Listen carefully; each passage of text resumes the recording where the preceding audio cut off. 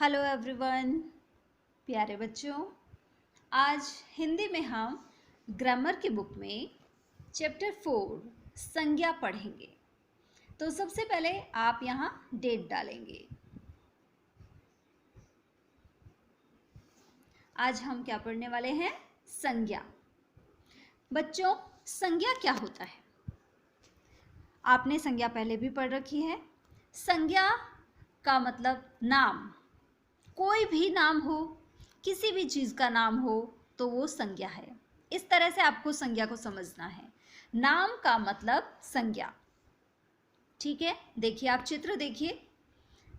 राहुल और मोहित सहपाठी हैं। राहुल और मोहित नाम है इनके, राहुल मोहित। भारत की राजधानी नई दिल्ली है। इसमें भी ये नाम है, भारत देश का नाम है। ये बच्चों के नाम है, राहुल मोहित।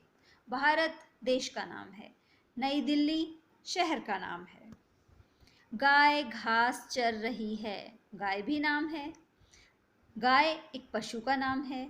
घास ये जो उगी हुई है, इसका नाम है घास। आम मीठा और इमली बहुत खट्टी है।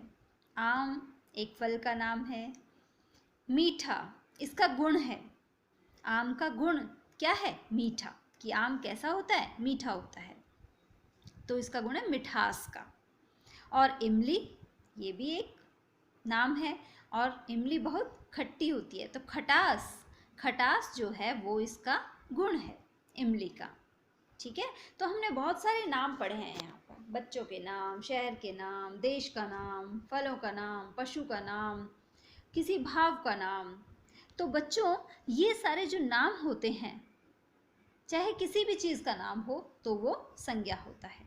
देखो, राहुल और मोहित व्यक्तियों के नाम हैं। भारत नई दिल्ली स्थान के नाम हैं। गाय एक प्राणी का नाम है। मीठा और खट्टा ये भाव के नाम हैं। घास, इमली, आम ये वस्तु के नाम हैं।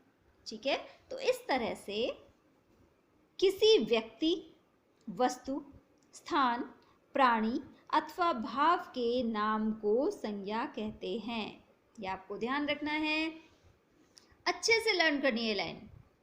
किसी व्यक्ति, वस्तु, स्थान, प्राणी अथवा भाव के नाम को संज्ञा कहते हैं। 5 टाइम्स रिपीट करना है आपको इसे।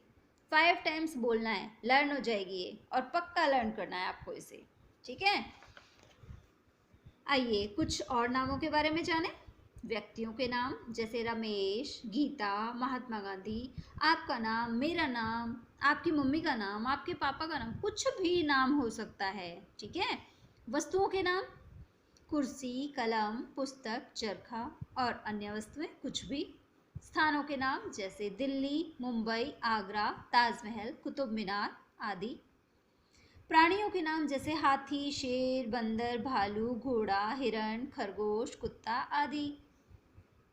जो हम आदि बोल रहे हैं, आदि का मतलब क्या होता है? आदि का मतलब ये कि इस तरह से और भी कई नाम हो सकते हैं।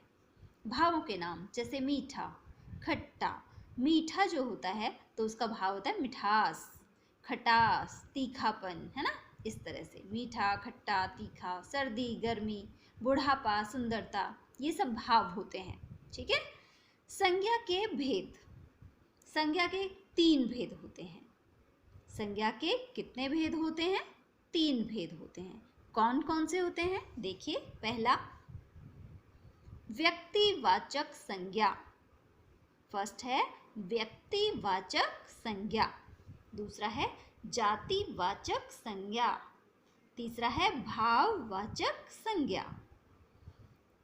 व्यक्तिवाचक संज्ञा जैसे महात्मा गांधी, सचिन, धोनी, गंगा, हिमालय, भारत, श्रीलंका। मतलब किसी पर्टिकुलर व्यक्ति या किसी पर्टिकुलर चीज़ का नाम, तो वो होता है व्यक्तिवाचक संज्ञा। अब पहले मैं आपको जातिवाचक संज्ञा और बताती हूँ, तब आपको व्यक्तिवाचक और जातिवाचक में फ़र्क महसूस होगा। जातिवाचक में पूरी जाति के बारे में बताया जाता है, जैसे लड़का। अब एक तो हमने बोला लड़का, और एक हमने लड़के का नाम बोल दिया, सचिन। यदि हमने लड़का बोल दिया तो लड़का तो पूरी जाति लड़के की, मतलब बहुत सारे लड़के होते हैं, कोई भी नाम हो सकता है लड़के का। हमने कह दिया लड़का तो वो तो हो गया जातिवाचक संज्ञा। और यदि हमने लड़के का नाम बोल दिया तो वो हो गई व्यक्तिवाचक संज्ञा। आया समझ में? हमने बोल दिया किताब, जातिवाचक संज्ञा हो गई। किताब तो बहुत सारी हो सकती है, किसी भी चीज़ की किताब हो सकती है। लेकिन हमने किताब का यदि नाम बोल दिया, जैसे हमने बोल दिया रामायण, रामायण की भी तो किताब होती है ना, तो रामायण यदि हमने बोल दिया तो वो तो व्यक्तिवाचक संज्ञा हो गई। और यदि हमने सिर्फ किताब बोला तो वो जातिवाचक संज्ञा हो गई।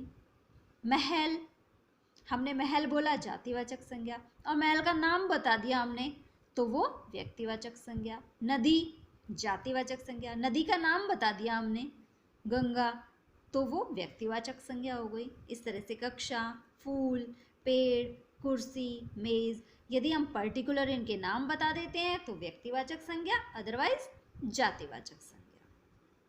अब है भाववाचक संज्ञा। ठंडा, गरम, मीठा, कड़वा, हंसी, उदासी, बचपन, सुंदरता। ठंडा, गरम, मीठा, कड़वा, हंसी, उदासी, बचपन, सुंदरता, ये भाव हैं। ठीक है, तो ये भाववाचक संज्ञा कहलाती हैं। तो आज हमने क्या सीखा, ये एक बार रिपीट कर लेते हैं। किसी व्यक्ति, वस्तु, स्थान, प्राणी अथवा भाव के नाम को संज्ञा कहते हैं। ये तो आपको पक्का लर्न होना ही चाहिए। हम आपसे पूछेंगे संज्ञा किसे कहते हैं, आपको ये पक्का लर्न होना चाहिए। ठीक है, संज्ञा के 3 भेद हैं, व्यक्तिवाचक संज्ञा, जातिवाचक संज्ञा और भाववाचक संज्ञा। तो आपको ये चैप्टर आशा करती हूँ समझ में आ गया होगा, लेकिन फिर भी एक बार आप अपनी बुक में ज़रूर इस चैप्टर की रीडिंग लगाएं। धन्यवाद।